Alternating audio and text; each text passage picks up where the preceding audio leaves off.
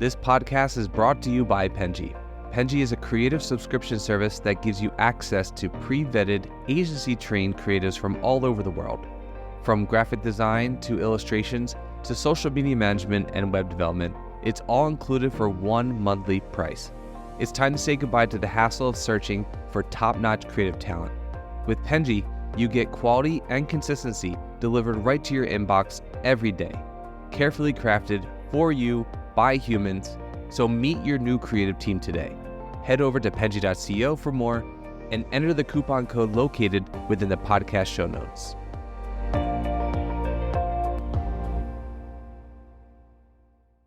Hello, everybody. Welcome to the Fully Managed Podcast. This is a podcast where we discuss marketing and business tips to help assist you in your business journeys. I'm your host, Daniela, and I'm Penji's Partnership Coordinator. And I'm joined here with a very special guest, Garett Carlson from The Loop Marketing. Hi, Garett. How are you doing today? I'm good. How are you? I'm doing great. I'm so excited to have you on the podcast. But just to kind of break the ice and get us started and get the ball rolling, can you tell us a little bit about yourself, what you do, everything that we need to know about you for those people watching that don't know, your favorite color, I don't know, everything. Sure. So I am currently the content manager at the Loop Marketing, and I have an interesting background because I am coming from public high school. I was a public high school teacher, and I transitioned to digital marketing, which is not the most common kind of transition. Um, That's so and interesting. Uh, yeah, it was super challenging. you look young, so you were like the hot young teacher at the high school. Uh, Yeah, I mean, I taught creative writing, which was super cool. Um, and I really loved teaching the students and working with the students. Um, but I think I'm someone who's really goal oriented, and I kind of just wanted to change sort of directions.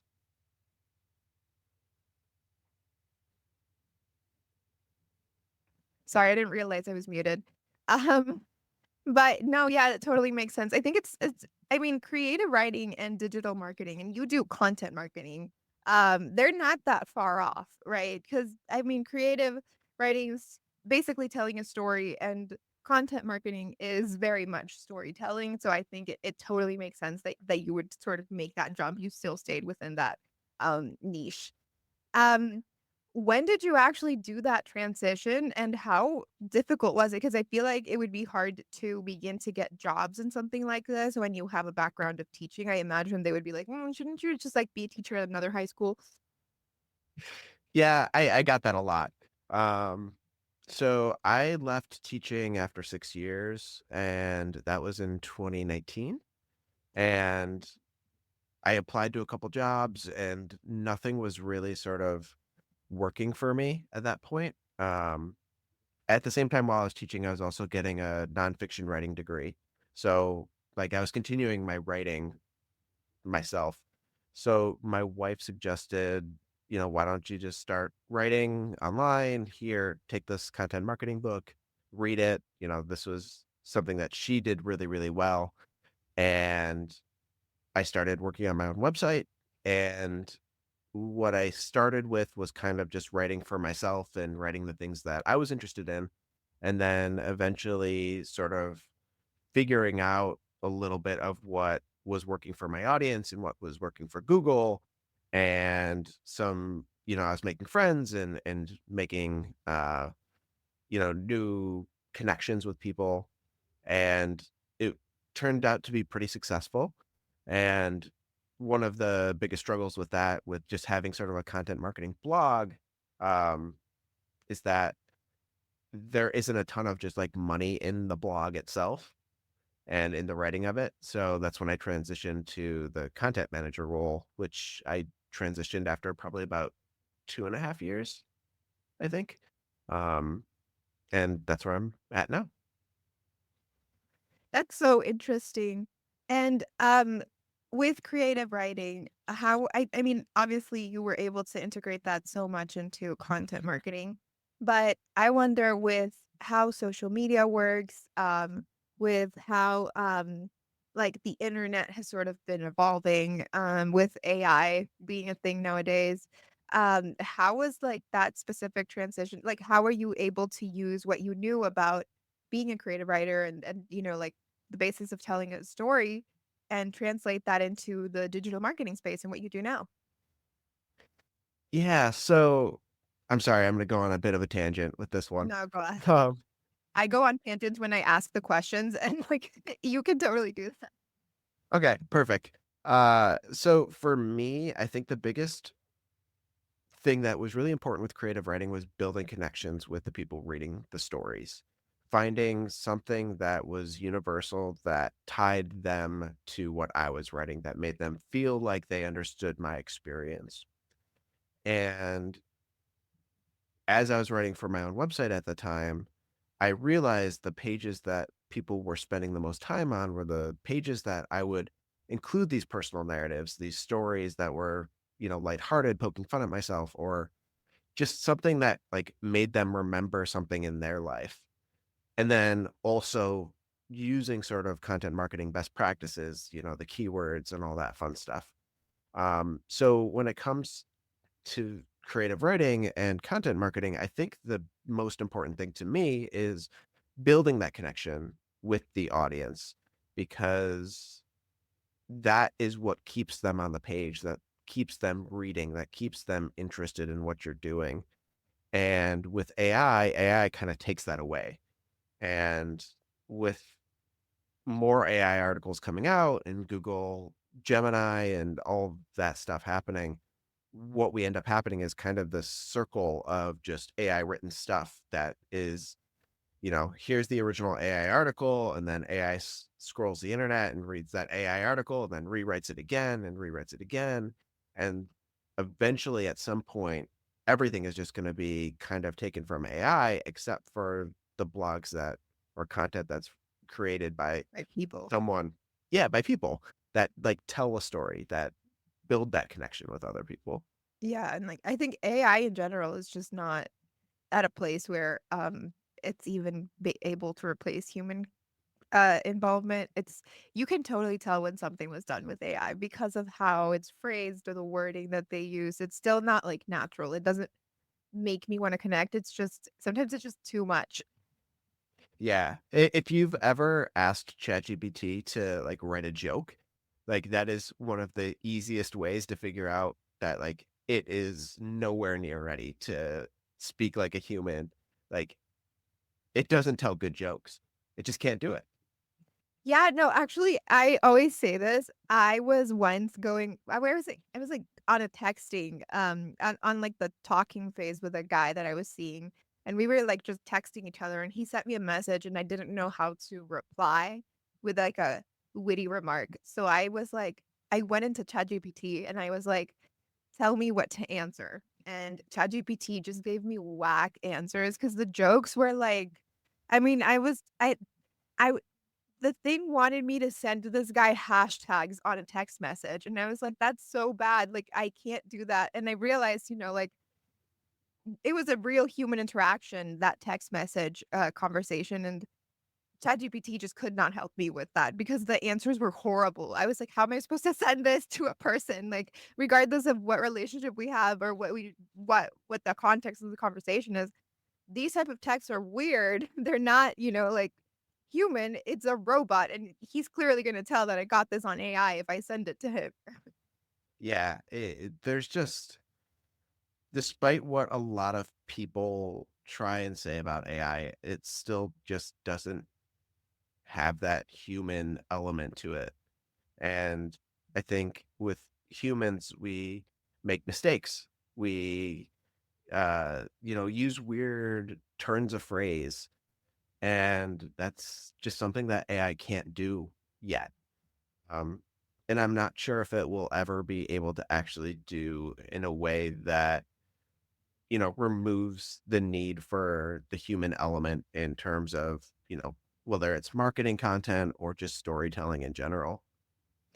I guess it's complicated. We would have to see how sort of technology evolves, but I think as it is right now, it's kind of hard because AI is kind of just pulling stuff from the internet and then sort of making something out of what has already been created, but it's not able to sort of come up with new ideas in a way that a human could, Mhm.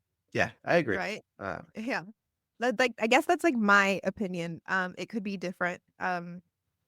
But we would have to see how sort of technology evolves and if they can create algorithms that are like nearly human and we're living in this sort of matrix-esque Wall-E type of world, then I'm gonna swallow my words. But until then, I think we still need people and I hope we always do. I don't want to live amongst robots. and we don't want to be watching like AI written movies or TV shows or like we don't want to start consuming AI created media. That'll be really Oh, bad. it's really unhinged too because AI doesn't really have like any kind of ethical restrictions, I think, in the sense that an AI bot is just going to like follow the lead of whoever is making it do something, like it's gonna be like write a story about a sad person and then the AI is just gonna write the most extra story about the sad person and it's not gonna like consider anything outside of just doing that. And so is that really a type of movie that you wanna be watching and seeing, with, like, no sort of regard to the person because a robot made it? Yeah, and I think that ties back into, AI created content. Like if you don't want to watch an AI movie, you don't want to listen to AI music, why are we creating AI written content? Yeah. It's no different. Yeah, it really is. Now I know that you have used a lot of, your content marketing knowledge for a lot of businesses that you helped with branding, right? Um How is, like, storytelling I know storytelling is important for a lot of brands to sort of connect with audiences, in marketing, that's probably one of the biggest things that you tell people when they're trying to, like, rebrand or create a brand or starting a business is like, "Okay, you need to create a story for your company and, make that connection so that your consumers or your customers, or whatever people are gonna use your product to want to buy from it." But I have this question about how content marketing can tie into B2B type of businesses, because I feel like that's a very obvious connection for me to make when it comes to B2C, because you're talking about a consumer who is just a normal person.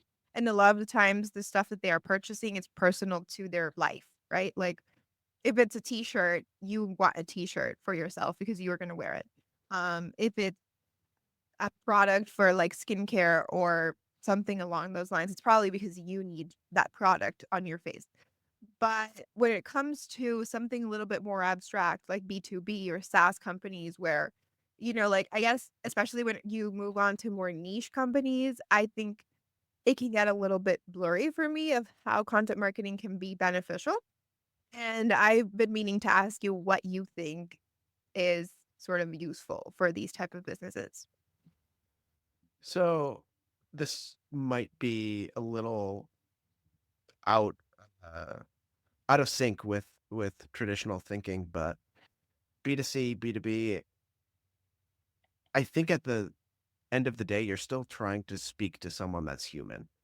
Like a business is not just some sort of entity that's going to read your content. Like you're still writing content for humans. So you're still trying to solve their problems. So I think the lines between B2C and B2B content aren't as big as we sometimes make them out to be. I think you're just answering different problems. But at the end of the day, there isn't some sort of giant business like that's going to read your content. You're still writing it for someone, like a human being is going to have to absorb your content. Um, so I know that's a little bit different than what traditional digital marketing people talk about, but I think that might be some of just me being a storyteller and like my background in creative writing. That's where it sort of leads me to believe. No, that totally makes sense. I think it's really easy for us to sort of think about a big business being like no people, just big bad corporation, right? But there are people there that are working, and there are people there that are sort of trying to make those connections. Um, but how do you actually integrate it? For example, if you were to create a piece of content for or help them, you don't necessarily have to create it, but if you're going to help someone make content for something that's, you know, fairly generic and easy to market, like, let me think of something like a bakery, right? Like, you're helping a bakery, local bakery get their name out there, become more popular, with something that's, digestible. Everybody knows about baked goods. Versus if you were helping some sort of like SaaS company with some kind of CRM or something like that, what would be the difference in the type of content that you're going to sort of direct them to make to sort of see success in their branding and create those connections through storytelling? Yeah. So I think for like something local like a bakery, that is where you pull your personal experience and you take your memories of food and bakeries and try and tell that story to someone else, because everyone has been to a bakery. Everyone has had a good piece of cake or something that like reminds them of something. So you're trying to almost be nostalgia in a way with something that's local in a bakery. Um, Whereas if you're looking for the software as a service, you're really trying to just solve problems. So it's almost in a way, B2C, you're creating a feeling, B2B, you're solving problems. It's a bit more analytical, it's a bit more straightforward. And because your audience in a B2B, let's say you're writing for an audience of, HR managers, there might be 4 or 5 different HR managers that have to interact with your content that have sort of different roles, and they're looking for different things. So, that human connection isn't going to be as strong. You're really just trying to figure out and solve what they need and present that in a way that's interesting, that's engaging, that's entertaining. Yeah. That totally makes, I mean, I've seen some CRM type of, like, I don't know if you're familiar with Zendesk. Um, at my previous job, I was introduced to that platform and I used it because we were doing some consumer service stuff through that. For those of you watching, reading that don't know, Zendesk is a customer service platform, right? To like answer tickets and stuff. In my previous job, I sort of learned about it because you can connect it to WordPress and all of these other things to sort of track data. I was very new to just marketing and consumer service, just like, I guess, business in general. It was my first job in the world. I was, a kid fresh out of college, just trying to figure it out. And I learned how to use it, but I just kind of saw it as this corporate thing. Um, and I never really gave it much thought other than the fact that this was something that I had to use at work. I remember going on TikTok one day, of all places, and finding that they were very active on TikTok and they were doing sort of very young trends and very like they had young people at the face of it, at the forefront. And I was like, wow, I was so surprised because in my head, Zendesk was just run by a bunch of old people and only old people knew about it. And the reason that I knew about it was because I had an old person job. Like that was my logic at the time. Was just so, I mean, I'm not saying that that was good, but I'm just saying like I was surprised to see that this company was doing such, young people focused content marketing. And they were really just trying to target a lot of sort of newer businesses to use it as a platform for their customer service. And I think that's a really great example of, seeing sort of a SaaS company or something do that. And I remember being really surprised because I had never expected them to do something like that. that I think that is sort of the difference between like blog content and social media content is really the audience and what you're creating. I think with blog content, Mhm. I think you're looking for a bit of an older audience still. Um, because I think younger people are moving to Reddit. I think younger people are on TikTok. There's other ways of getting the answers than blog content for younger people. Yeah. I mean, I don't think I've seen, I think Reddit is like a great place for young people to be at. The problem is that kind of with Reddit, it's kind of a cesspool of just a bunch of stuff. Um, and I think like with what I see is just with younger audiences, there's a bigger demand for ethics, and for I guess just transparency in what you're doing. I think I don't want to say that like younger people are smarter. I just think they're a lot more aware. You have a much more aware audience than the people who are from older generations who are just also not that familiar with internet culture and just internet in general. Not that everybody is, because I've seen some older people who are very well versed in stuff like this, but I think it's just in generally speaking. And I think part of that is because of the access to information we have now. In, pre-internet days, a company releases a product, you have no idea who the company is, what they do, where they came from, any of that information. Whereas now we can find the company's name, we can find their address, we can find who works for them, we can find all of that information is easily accessible. And I think that the younger generation is used to having that information available and then making calls on what products they want to use based on that information as well. Yeah, and like I think like just in general, you don't even trust the information that you're getting online as much anymore. Um, so I'm obviously a woman, which means that when I was like, I guess in my teens, I had a lot of sort of beauty products in my social media feeds, whether it was Instagram or YouTube or whatever it was at the time that was popping. And there were always like people recommending like, oh, use this makeup palette or this foundation, whatever it was. And I think like at first, like I noticed that people were sort of listening to a lot of influencers talk about a certain product and then they would just flock to buy it.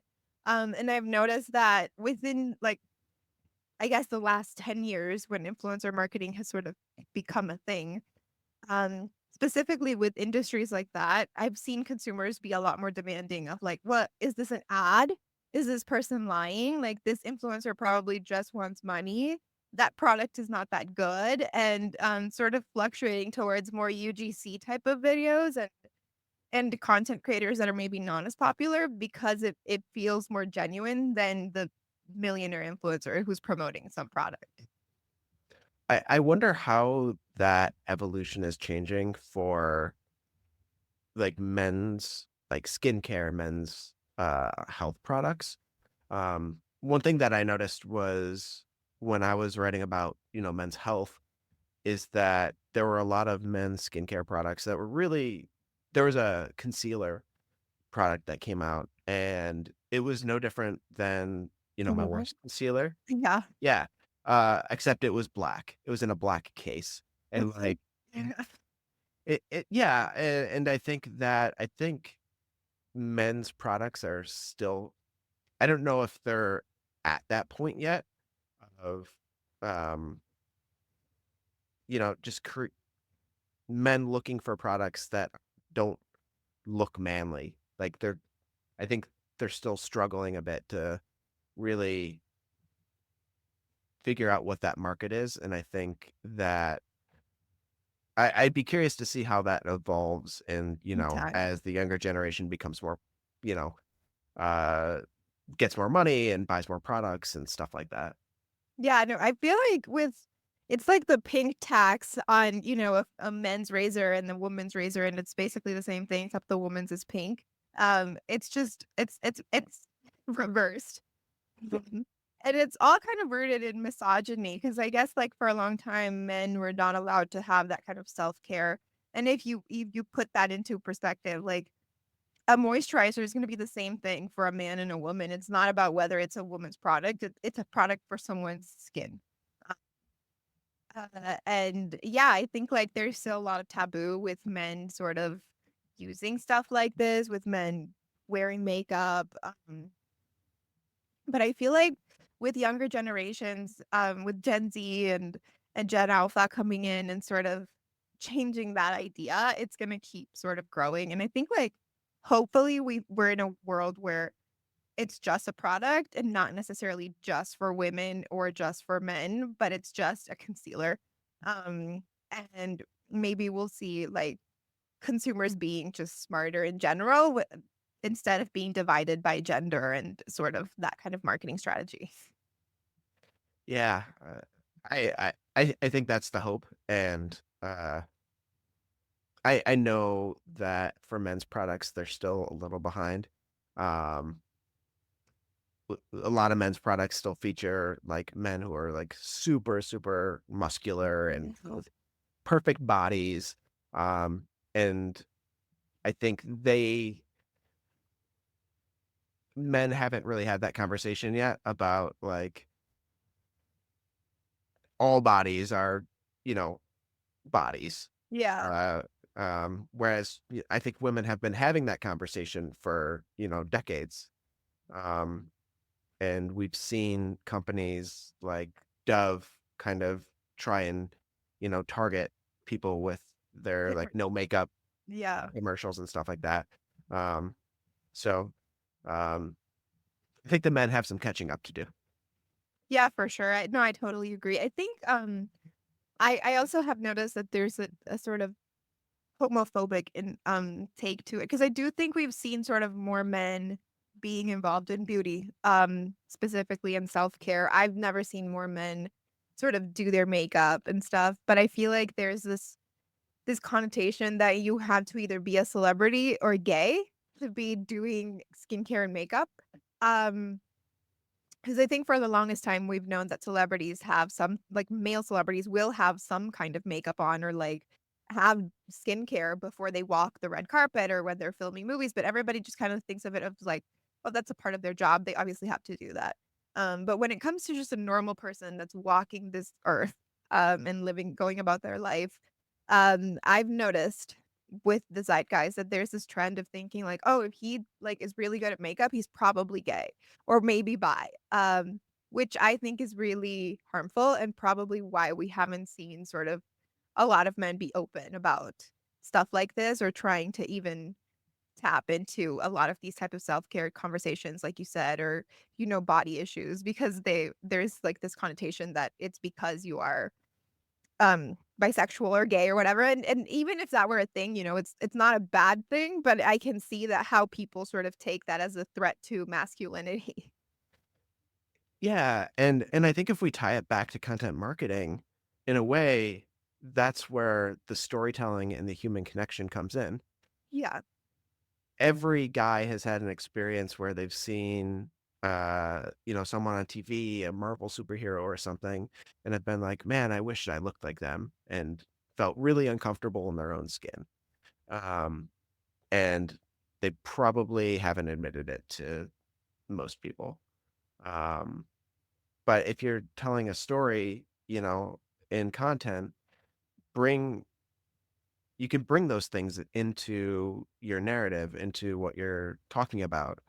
And that's a way to bring in that connection, to be vulnerable with other people. Um, I think that is one of the keys to really successful content is that vulnerability, um, for whoever is reading your content. Yeah, no, and like what you said about content marketing is so true. I think a lot of times where we get these sort of negative stereotypes or connotations or these type of thought processes comes a lot from what we consume in media, whether it's a commercial, whether it's a movie or a TV show. And it happens with in different ways for everybody, right? Because I think for women, it's also the same idea of what a like what a bikini body is, what a pretty woman looks like, and you sort of you don't even realize it when you're just interiorizing it, kind of just like internalizing it, sorry. Internalizing it. And you're getting it from watching a commercial where you're like, this girl was ugly when she had curly hair, but she used our product, and now look at her with her straight hair. She's beautiful. And then every curly hair in the world, girl in the world feels like, oh, okay, my curls are bad.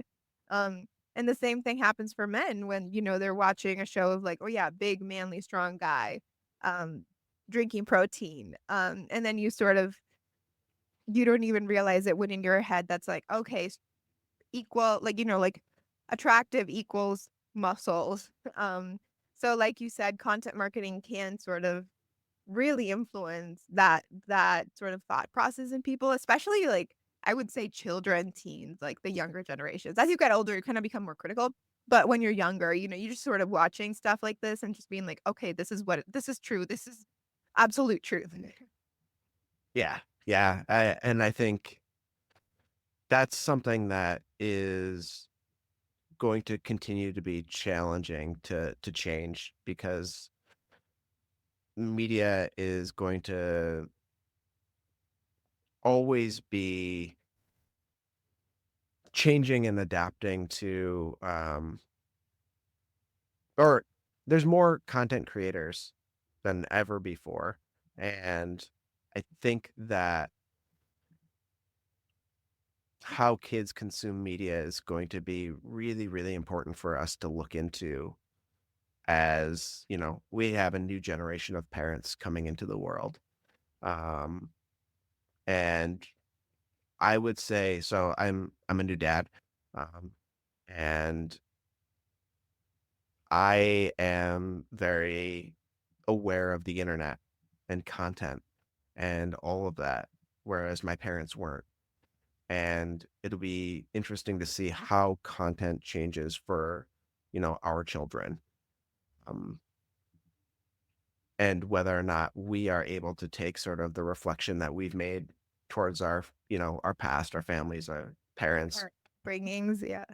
Yeah. And see how that might be reflected in, new children's cartoons, television, media, all of that stuff. Yeah, I mean, I think we've seen change. I'm not a new mom, and honestly, I haven't really been around like what's going on with children nowadays. But I have heard that children's TV shows now are a little bit less. Sort of some of the new ones coming out are a little bit more like educational. They try to like sort of introduce different things to children. I know that Bluey has like a lot of like emotional depth to it. My sister's like, she watched it the other day and she was like, this is actually a really good show. And it was like, it's a children's show. And she was like, yeah, but it has so many good lessons. Um, so I think like we have seen a wave of it. I think it's just difficult because of the amount of people that are on the internet, to sort of be able to have a consensus on one narrative and follow that. There's always going to be content that's not the best or that gives you, maybe not the best values. Um, and as you said, we have to see how it evolves, how these children grow up. When I was growing up, the internet was sort of still, I mean, my parents had no idea how to handle that, of me being wanting to be on social media. When I started, like, I got into social media when I was a teenager. And my parents were so against it because they couldn't even understand what the hell I was doing. They were just worried that I was gonna get kidnapped. That was their idea of me being on social media was like, "Don't put your image on the internet because some guy is gonna wanna, like, kidnap you or something." It was so different, than, like, now if I have kids or like you said, you're a new dad, we know what it's like to be on the internet, and, my child I'm not gonna be surprised if I have a child and he's like, "I wanna be on TikTok," or whatever social media is popping in 2037 when I have children, but, um yeah, like, it's a lot different because you're talking to parents who are not completely lost on that. Yeah. And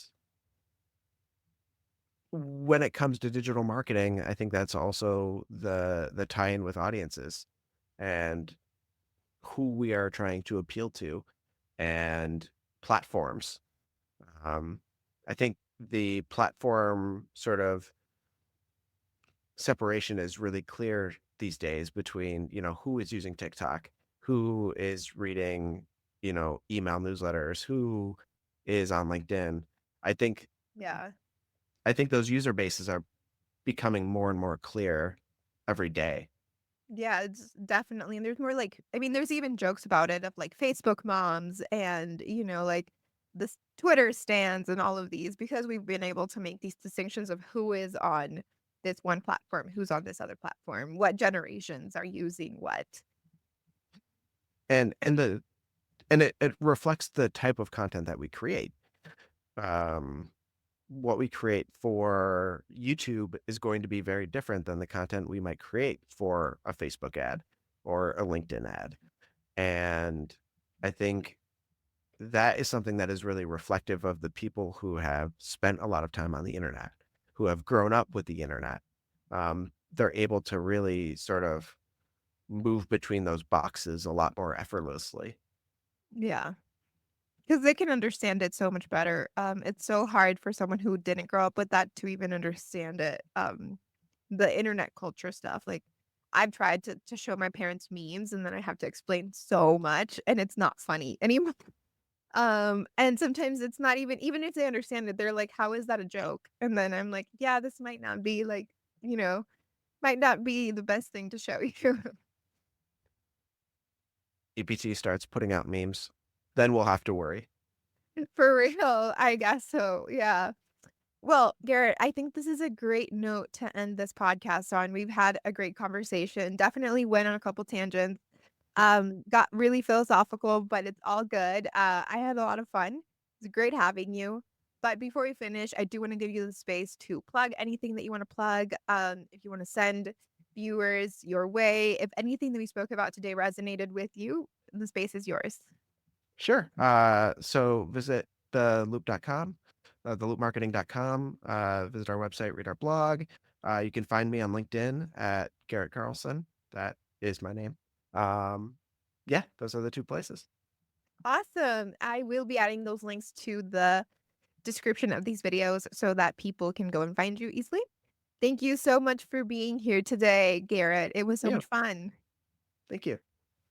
Thank you. And guys, I will see you on the next episode. Bye bye. You've been listening to Fully Managed, brought to you by Penji. Check out the show notes to learn more about today's guest, and to learn more about Penji, the human-first creative subscription service, head over to penji.co. And by the way, if you're still listening, it would mean the absolute world to us if you were to share this podcast with a friend, and of course, subscribe.